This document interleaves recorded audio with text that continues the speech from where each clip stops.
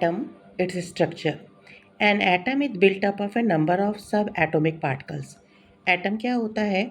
सब atomic particle से मिलकर बना होता है. सब एटॉमिक पार्टिकल्स कौन कौन से हो गए?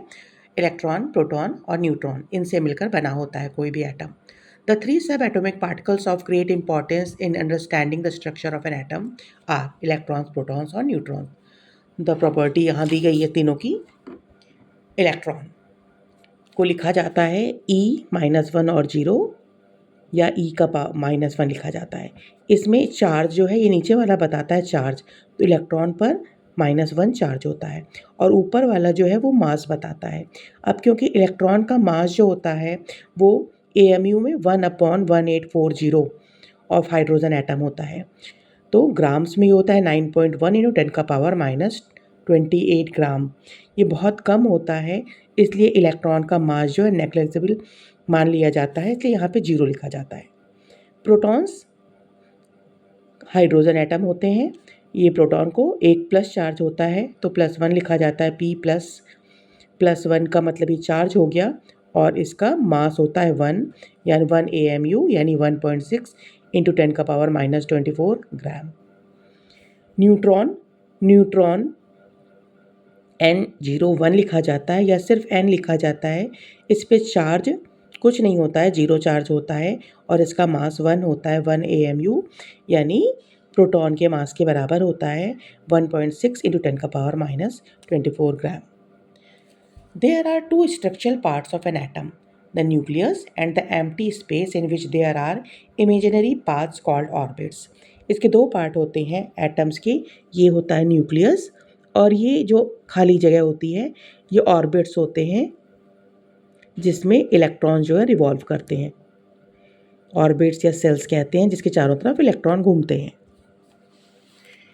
Nucleus, the protons and neutrons collectively called nucleons. Proton और न्यूट्रॉन्स को मिलाकर एक साथ अगर कहा जाए तो न्यूक्लियॉन्स कहा जाता है. Are found in the central part और न्यूक्लियस ऑफ द एटम. कोई एटम है, इसके अंदर प्रोटॉन और न्यूट्रॉन होते हैं और इसके चारों तरफ ये जो ऑर्बिट होता है उसमें they are imaginary path where electrons revolve around the nucleus of the atom. ये क्या होता है? ये ऑर्बिट्स होते हैं जिसके बाहर इसमें इलेक्ट्रॉन्स चक्कर लगाते हैं. Atomic number Z. An atom of an element has its own characteristic number of protons. Her atom का जो उसमें प्रोटॉन्स कितने होते हैं, इलेक्ट्रॉन कितने होंगे, न्यूट्रॉन कितने होंगे, सब अलग अलग हर एलिमेंट के हिसाब से अलग अलग होता है. In its nucleus number of protons distinguishes it from the atoms of other elements.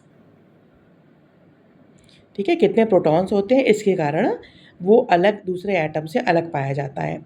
This characteristic number of protons is called the atomic number of the element.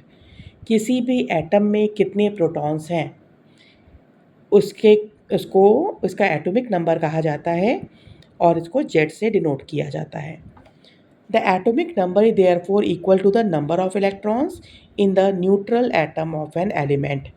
अगर किसी एटम पर कोई चार्ज नहीं है यानी कोई आयन नहीं बना है ये, तो जितने प्रोटॉन्स होंगे उतने ही इलेक्ट्रॉन होंगे और इसी को कहा जाता है एटॉमिक नंबर और इसको Z से डिनोट किया जाता है. Number of protons gives the total positive charge present in the nucleus of an atom. और न्यूक्लियस के ऊपर जो प्लस चार्ज है वो कितने प्रोटॉन्स हैं उसी पे डिसाइड करता है. Atomic number unique for atoms of each element. Her atom का एटॉमिक नंबर अलग अलग होता है. The atomic number of an element is the number of electrons present in its neutral atom, protons present in the nucleus of its atom, positive charge in the nucleus of an atom. यही बताया अभी. मास number को A से denote किया जाता है. Mass number of an element is the total number of protons and neutrons present in its nucleus. Mass number is denoted by A. Nucleus के अंदर, ये न्यूक्लियस है, कितने प्रोटॉन हैं कितने न्यूट्रॉन हैं इनको मिला दिया जाए प्रोटॉन प्लस न्यूट्रॉन को तो ये बन जाता है इसका मास नंबर. मास नंबर को डिनोट करते हैं A से, यानी A is equal to number of protons plus number of neutrons. Mass number, however, is a whole number approximation of the atomic mass calculated by the atomic mass number. ये whole number में होता है, इसको AMU में denote किया जाता है। यहाँ पर ये दिया हुआ है सिंबॉलिक रिप्रेजेंटेशन। अगर ऐसे लिखा हुआ है तो x डिनोट करता है, अगर कोई एलिमेंट है तो उसका सिंबल है ये x, और z डिनोट करेगा एटॉमिक नंबर, a डिनोट करेगा मास नंबर। जैसे ये दिया हुआ है, ये क्लोरीन है, इसका ये क्या है, z हो गया एटॉमिक नंबर 17 है और उसका मास नंबर 35 है। अगर नंबर ऑफ प्रोटॉन पूछे जाएँ तो नंबर ऑफ प्रोटॉन क्या होते हैं, जो एटॉमिक नंबर होता है वही नंबर ऑफ प्रोटॉन्स होते हैं, यानी क्लोरीन में नंबर ऑफ प्रोटॉन्स 17 हो गए, और जितने प्रोटॉन्स होते हैं उतने ही इलेक्ट्रॉन्स होते हैं, यानी इलेक्ट्रॉन्स भी इसमें 17 हो गए। यानी क्या है, एटॉमिक नंबर z है, यानी प्रोटॉन भी इतना ही होगा, इलेक्ट्रॉन भी इतना ही होगा, 17। मास नंबर a से डिनोट किया जाता है, ये न्यूट्रॉन प्लस प्रोटॉन मिलाकर होता है, ये 35 है। और नंबर ऑफ न्यूट्रॉन्स क्या होता है, इसमें से मास नंबर में से अगर हम एटॉमिक नंबर को माइनस कर दें तो न्यूट्रॉन्स निकल आता है, तो 18 न्यूट्रॉन्स हैं।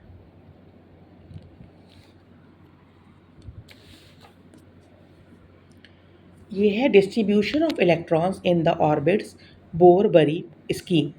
Distribution of electrons in different shells is called electronic configuration.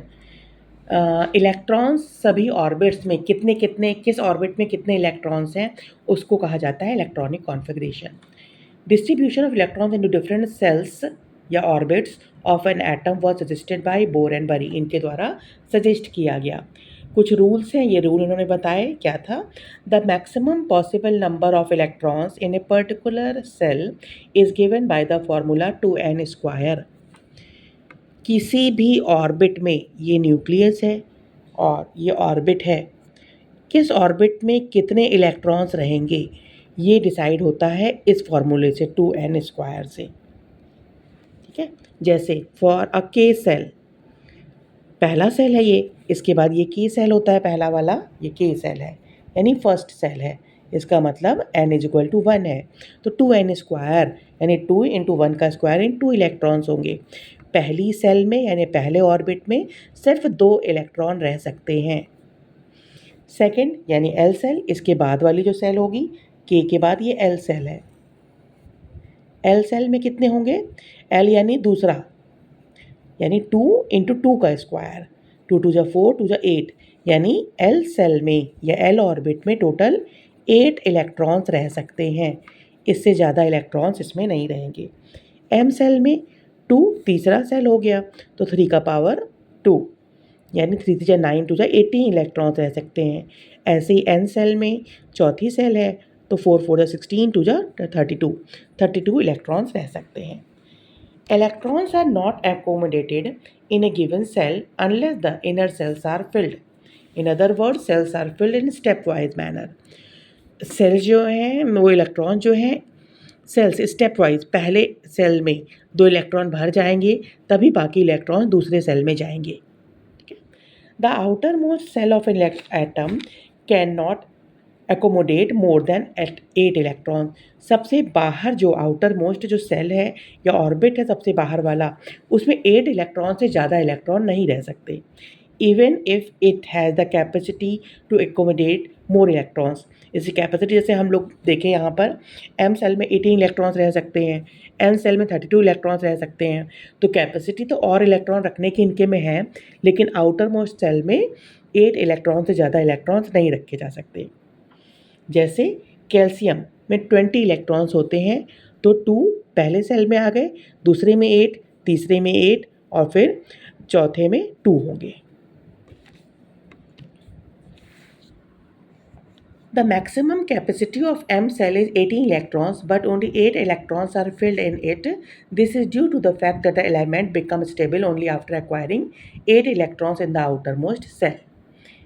ठीक है, ये 18 रख सकता है, लेकिन 8 इलेक्ट्रॉन्स होने के बाद ये स्टेबल हो जाता है, इसलिए वो 8 आउटर मोस्ट सेल में 8 इलेक्ट्रॉन्स रह सकते हैं। The outermost cell of a chemically stable atom can accommodate a maximum of 8 electrons except hydrogen and helium atoms which have only one cell and can thus accommodate a maximum of 2 electrons only. Hydrogen और helium का सिर्फ एक ही cell होता है, इसलिए इसके outermost जो cell है उसमें 2 इलेक्ट्रॉन्स रह सकते हैं. Structure of magnesium atom. Magnesium has atomic number 12 and atomic mass 24. Hence इस न्यूक्लियस में जितना एटॉमिक नंबर होगा उतना ही प्रोटॉन होगा, यानी 12 प्रोटॉन है. और न्यूट्रॉन कितने होंगे? एटॉमिक मास में से एटॉमिक नंबर को माइनस कर दें, यानी 24 माइनस 12, यानी 12 न्यूट्रॉन्स होंगे और 12 इलेक्ट्रॉन्स के चारों तरफ चक्कर लगाएंगे. तो के सेल में सबसे पहले सेल में 2 इलेक्ट्रॉन्स, फिर 8 इलेक्ट्रॉन्स, उसके बाद 2 बचे वो आखिरी में आ जाएंगे. तो ये है इसका स्ट्रक्चर. 12 प्रोटॉन और 12 न्यूट्रॉन है. पहले ऑर्बिट में 2 इलेक्ट्रॉन्स, दूसरे में 8 इलेक्ट्रॉन्स और बाहर फिर 2 electrons. In lighter elements up to argon, atomic number 18, each inner shell is completely filled before any electron can occupy an outer shell. However, in elements heavier than argon, the situation changes. Although the third cell can accommodate up to 18 electrons, yet the fourth cell begins to be filled after it has only 8 electrons. ठीक है, third cell में भी 8 electrons होने के बाद वो बाकी जो होते हैं वो अगले सेल में चले जाते हैं. जैसे पोटेशियम है, एटॉमिक नंबर 19 है, इसमें 19 इलेक्ट्रॉन्स होंगे. तो फर्स्ट के सेल में 2 इलेक्ट्रॉन, एल में 8 हो जाएंगे, एम में 8 हो जाएंगे और एन में 1 हो जाएगा. यहाँ दिया हुआ है इस पे orbital diagram of atoms of the first 20 elements. सबका दिखाया गया यहाँ पर कैसे कैसे इलेक्ट्रॉनिक कॉन्फ़िगरेशन है. मेन फीचर्स बताए गए हैं यहाँ पर. Atoms of all the elements except hydrogen are made up of 3 fundamental particles. सब atomic particles electron, proton, neutron से मिलकर बने होते हैं. ठीक है, वही सारी चीज़ें जो चैप्टर में है. यहाँ सबका atomic number, mass number, number of neutrons, proton सब दिए हुए हैं. किस सेल में कितने इलेक्ट्रॉन रहेंगे.